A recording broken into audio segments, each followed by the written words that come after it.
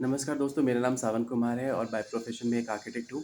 तो आज की वास्तुशास्त्र की कड़ी में हम लोग जानेंगे कि ज़मीन के कैसे प्रकार होते हैं, कितने प्रकार होते हैं, कौन-सा ज़मीन हमारे लिए बेस्ट होता है, सूटेबल होता है, जिसको शुभ कहते हैं वास्तुशास्त्र में, उसे लेना चाहिए मकान बनाने से पहले। तो आइए उन बातों का हम लोग ध्यान रखते हैं कि ज़मीन को कैसे हम लोग क्रय करें और और ज़मीन से संबंधित किन-किन बातों का हम लोग ध्यान रखें। तो ज़मीन जब हम लोग लेने के लिए जाते हैं तो ज़मीन के टुकड़े हमें या तो आयताकार मिलेंगे या वर्गाकार मिलेंगे या फिर गोलाकार लिए भी हो सकते हैं या त्रिभुज जैसे हो सकते हैं या फिर किसी अन्य क्वाड्रिलेटरल शेप में भी हो सकते हैं, ठीक है? और तो इन सब में जो सबसे बेस्ट ज़मीन माना गया है वो वर्गाकार या आयताकार को माना गया है। त्रिभुज या गोलाकार ज़मीन को उतना अच्छा माना नहीं गया है वास्तुशास्त्र में। तो इनके पीछे का कारण क्या है? इनके पीछे का वैज्ञानिक कारण क्या है? इनके पीछे का लॉजिक क्या है? तर्क क्या है कि इनको अच्छा नहीं माना जाता है वास्तुशास्त्र में? ऐसा तो उसमें लिखा हुआ है, लेकिन उसके पीछे का हम लोग आज वैज्ञानिक कारण जानते हैं क्योंकि सनातन धर्म जो हमारा है, उसमें जो भी ग्रंथ लिखे गए हैं, वो सत्य हैं और प्रमाणित हैं। तो वर्गाकार ज़मीन को इसलिए अच्छा माना गया है कि उसमें ज़मीन का जो वेस्टेज होता है, जब मकान बनाते हैं, तो वो बहुत कम होता है। सेम आयताकार मकान में भी जब ज़मीन में जब हम लोग मकान बनाते हैं उसमें भी जो वेस्टेज होता है वो बहुत कम होता है। अगर गोलाकार ज़मीन को हम लोग खरीदते हैं, ठीक है? तो उसमें आपका वेस्टेज बहुत होगा, ठीक है? और अगर उसमें खरीद के अगर मकान बनाते हैं, तो मकान बनाते समय कट्स बहुत आएँगे आपके मतलब वो गोलाकार ज़मीन है तो धीरे-धीरे उसमें कट्स जैसे आएँगे।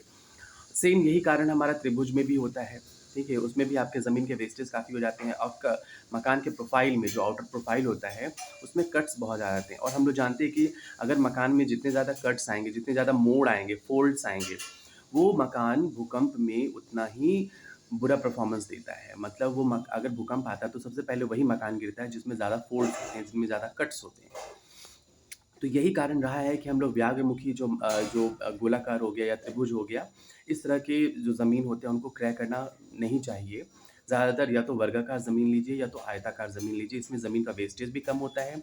मकान म का जो प्रोफ़ाइल होता है वो सीधा-सीधा बनता है, उसमें कहीं पे भी ज़्यादा फ़ोल्ड नहीं आता है और फ़ोल्ड आता है तो आर्किटेक्चरली फ़ोल्ड देते हैं और वो खूबसूरत भी लगता है, वो ऐसा ज़बरदस्ती का नहीं लगता है। ठीक है? तो इसी कारण से हम लोग या तो आयताकार या तो नहीं तो वर्गाकार जो उसको स्क्वायर या रेक्टेंगल कहते हैं, वैसा ही ज़मीन को खरीदना चाहिए या ये वास्तु के अनुसार शुभ माना गया है। तो इसके पीछे का आप लोगों ने वैज्ञानिक कारण जाना कि क्यों ऐसा लेना चाहिए, सब लिखा हुआ है, लेकिन उसके पीछे का अभी आपने तर्क भी जाना। तो आइए अब आगे भी चर्चा करते हैं कि ज़मीन जो होता है वो व्याघ्रमुखी क्या होता है, गौमुखी क्या होता है। तो ऐसा कहा गया है कि जो व्याघ्रमुखी ज़मीन होता है उसे नहीं खरीदना चाहिए और जो गौमुखी ज़मीन होता है उसे खरीदना चाहिए। अब पहले तो जान लेते हैं कि व्याघ्रमुखी ज़मीन किसको कहते हैं। अगर आपका ज़मीन जो रोड के अब्यूटिंग में है, मतलब ज़मीन ज़मीन का वो भाग जहाँ से आप अपने प्लॉट में एंट्री लेते हैं, वो भाग अगर पीछे वाले भाग से, ठीक है?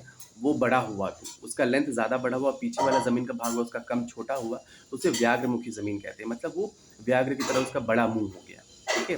अब इस ज़मीन को खरीदने के लिए क्यों मना किया जाता है? तो इसके पीछे का तर्क ये है, इसके पीछे का कोई ऐसा साइंटिफिक रीज़न नहीं है, लेकिन इसके पीछे का आर्किटेक्चर और प्लानिंग रीज़न है, ठीक है? कारण ये है कि घर जब हम लोग आर्किटेक्चरली बनाते हैं तो उसमें 3 पॉइंट्स का बहुत ध्यान रखा जाता है। पहला, घर का जो होता है पहला जो हिस्सा होता है वो पब्लिक हिस्सा होता है, पब्लिक। उसके बाद आता है सेमी प्राइवेट और उसके बाद होता है प्राइवेट एरिया। लेकिन अगर जब हम लोग व्याघ्रमुखी ज़मीन ले लेते हैं, तो ज़मीन का आगे का भाग ज़्यादा बड़ा होता है, इसलिए मजबूरन हमें ज़्यादातर जो घर घर के जो कंपोनेंट्स हो गए, बेडरूम्स हो गए, किचन हो गए, ड्राइंग हो गए, वो सब के सब मुझे आगे भाग में रखने पड़ते हैं। इससे क्या होता है कि अगर ड्राइंग रूम में, अगर बैठक में अगर कोई गेस्ट आए हुए हैं, तो उसको घर का पूरा व्यू मिलता है। कहाँ पे कौन है, क्या कर रहा है, किचन में कौन है, कैसे है, सारे रूम्स उसको दिखते रहते हैं क्योंकि घर का जो मेन भाग है, वो आगे है, ठीक है? और जो गौमुखी ज़मीन होता है उसमें क्या होता है कि जब आप रोड से घर में प्रवेश करते हैं, तो वो वाला जो आगे का जो भाग होता है, अब्यूटिंग रोड से जो प्लॉट होता है, वो छोटा होता है और पीछे का जो लेंथ होता है वो बड़ा होता है। मतलब आगे जो घर में प्रवेश कर रहे हैं वो ज़मीन का भाग छोटा हुआ और पीछे वाला भाग उससे बड़ा हुआ अनुपात में। इसमें क्या होता है कि जो हम लोग ड्राइंग रूम देते हैं या बैठक देते हैं, उसमें जो आगे का भाग हो गया वो सिर्फ़ बैठक और ड्राइंग रूम इन सब के लिए यूज़ हो गया, ठीक है? पुराने ज़माने में। और उसके बाद पीछे में हमारा फिर सेमी प्राइवेट एरिया आया, डाइनिंग रूम जैसा हो गया, कुछ लॉन्ज हो गया और उसके बाद फिर प्राइवेट एरियाज़ आ जाते हैं, जहाँ पे किचन हो गया, बेडरूम हो गया, ये सारी चीज़ें हो गई, ठीक है?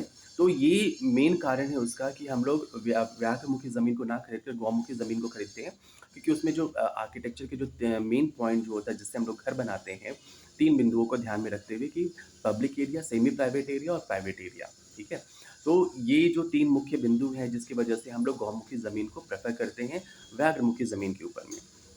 तो ये सनातन धर्म के जो वास्तुशास्त्र हैं उसमें तो ये बात लिखी हुई है, लेकिन उसके पीछे का जो तर्क है, उसके पीछे का जो रीज़न है, वो आपने जाना, ठीक है? अब हम लोग आगे थोड़ा चर्चा करते हैं कि ज़मीन जो होता है उसके भी कई प्रकार के बताए जाते हैं, जैसे कि वो ज़मीन में से खुशबू आनी चाहिए, वो ज़मीन जो उसका टेक्सचर होता है वो उसका अच्छा होना चाहिए, ठीक है? गीली नहीं होनी चाहिए, मार्शी नहीं होनी चाहिए। इस तरह से करके भी वास्तु में कई सारी प्रकार के बताए गए हैं, ठीक है? अब जैसे एक उदाहरण के तौर पे देखते हैं कि काली मिट्टी, ये मकान बनाने के लिए उपयुक्त नहीं बताई गई है। तो ये तो वास्तुशास्त्र में लिखा हुआ है, लेकिन उसके पीछे का आप साइंटिफिक रीज़न ये जानिए जो है कारण कि जो काली मिट्टी होती है, जिसको ब्लैक कॉटन सॉइल कहते हैं, वो मॉइस्चर पा कर के बहुत ही एब्रप्ट बिहेव करती है। मतलब जैसे ही उसको मॉइस्चर मिलेगा, तो वो बिल्कुल फूल जाती है वो मिट्टी, ठीक है?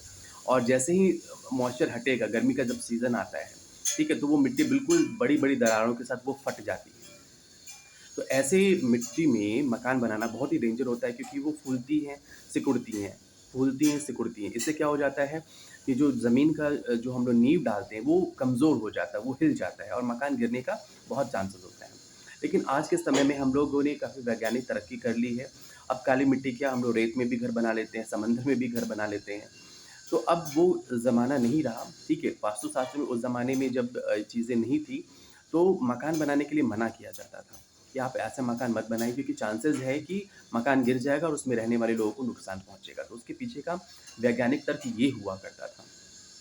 लेकिन ऐसा नहीं है कि काली मिट्टी पे मकान नहीं बनते थे, लेकिन मंदिर आदि जो होते हैं वैसे भवन बना करते थे, जिनका नींव काफ़ी मज़बूत होता था। काली मिट्टी जैसे ब्लैक वाटर सॉइल हमारे महाराष्ट्र एरिया में हो गया, नॉर्थ ऑफ द कर्नाटका में भी हो गया। तो इन सब जगहों पे जो भारत का भूगोल है, वहाँ पे काली मिट्टी पाई जाती है। इससे क्या हो जाता है कि अ, वहाँ पे जो है बड़े-बड़े जो मंदिर हैं आज भी खड़े हैं।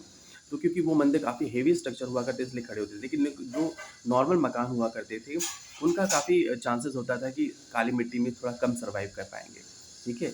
तो आपने आज जाना कि गौमुखी ज़मीन में ही क्यों खरीदना चाहिए, गागमुखी क्यों नहीं खरीदना चाहिए, गोलाकार या त्रिभुज जैसे जो आकार के जो लैंड होते हैं, उन पे मकान नहीं बनाना चाहिए। कारण उसका है कि ज़मीन का वेस्टेज आपका ज़्यादा होता है, कट्स ज़्यादा आते हैं और भूकंप में ऐसे मकान जो होते हैं गिरने के सबसे ज़्यादा चांसेस होते हैं।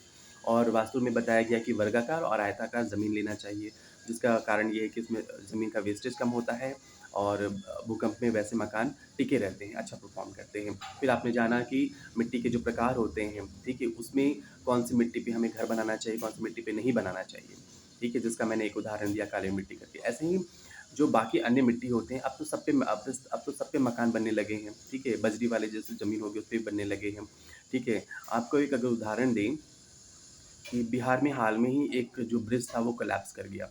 वो कैसे कोलैप्स कर गया?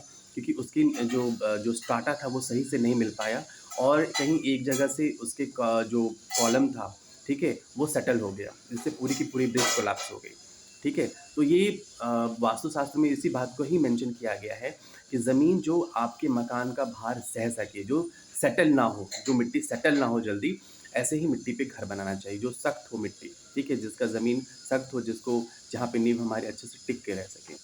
तो वास्तुशास्त्र में इन सब बातों का बहुत ध्यान रखा गया है। भगवान विश्वकर्मा जी ने बहुत सोच समझ कर के ये वास्तुशास्त्र लिखा है और उसके पीछे के जितने भी कारण बताए गए हैं, जो भी उसमें लिखा हुआ वो सारे के सारे प्रामाणिक हैं, ठीक है? तो एक-एक करके हम लोग वास्तुशास्त्र में जो भी बातें लिखी गई हैं, उनके पीछे का वैज्ञानिक कारण और उसके पीछे का तर्क-वितर्क हम लोग सब समझेंगे, ठीक है? तो हमारे सनातन धर्म की जय हो, ठीक है? नमस्कार। और आपको ये वीडियो अच्छी लगी हो तो लाइक, शेयर एंड सब्सक्राइब कीजिएगा और इस तरह की मज़ेदार वीडियोज़ आते रहेंगे।